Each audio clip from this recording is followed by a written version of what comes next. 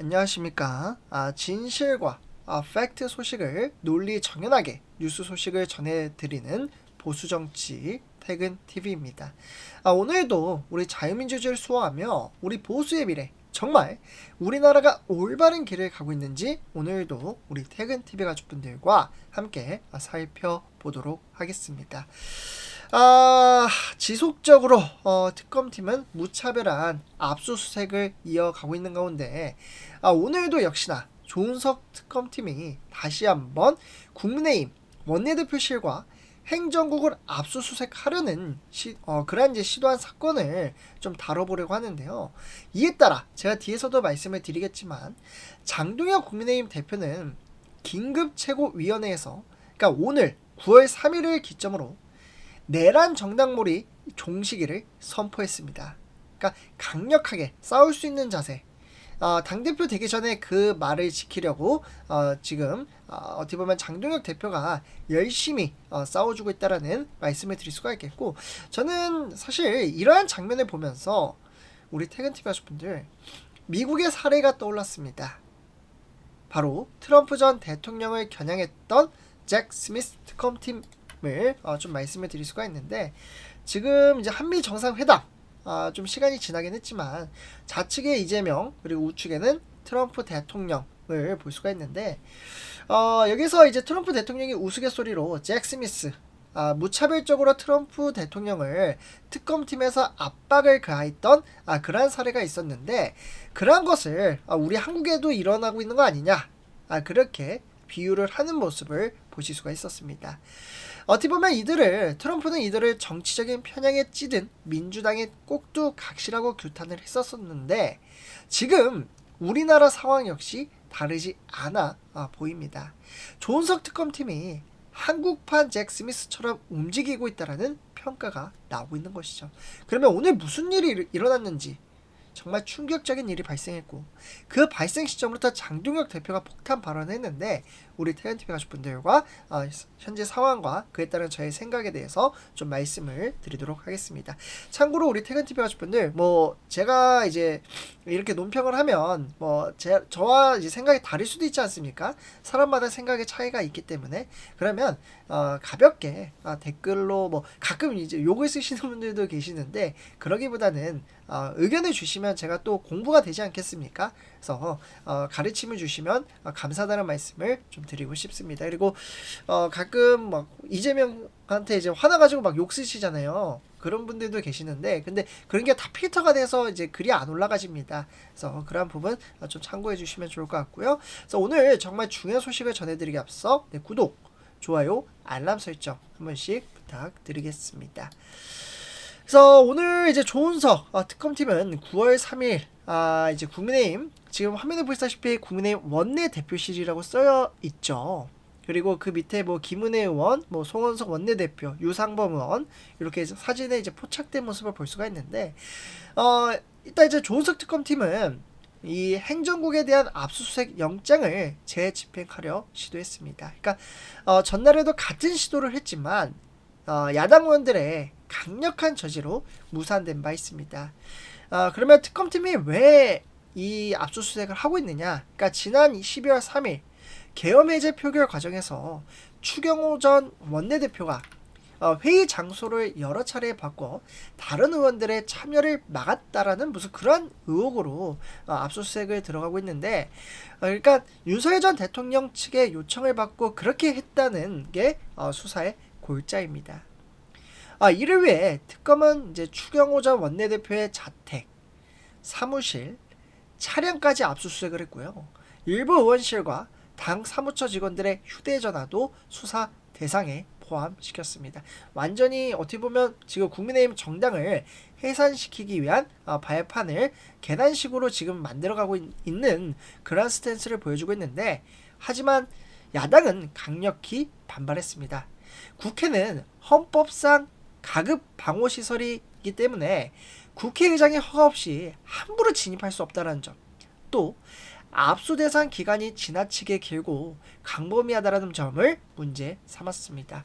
그래서 저는 이러한 것을 보면서 우리 퇴근TV 가족분들 딱 세 가지를 말씀을 드릴 수가 있을 것 같습니다. 일단 첫 번째, 간단하게 말씀을 드리자면 국회는 대한민국 민주주의의 상징입니다. 단순한 사무실이 아니라 헌정 질서의 심장부인데 여기에 특검이 무리하게 들어오려 한 것은 위험한 선례를 남길 수도 있습니다.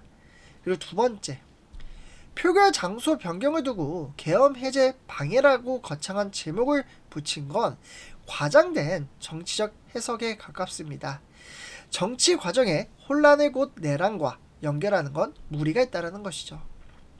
논리적으로 말씀을 드리는 겁니다. 무조건 아니다가 아니라. 그리고 마지막 세 번째로는요. 압수수색의 범위가 1년 이상으로 넓혀진 것.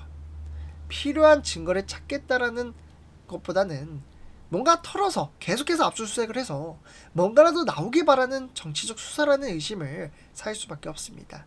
결국 이 압수수색은 정당한 법 집행보다는 정치 공작의 성격이 강하다라는 것이 저는 제 판단입니다. 뭐 다르게 생각할 수도 있지만 일단 저는 그렇게 좀 생각을 하고 있고요. 이와 더불어 그러면은 장동혁 대표 가만히 있지 않습니다. 네.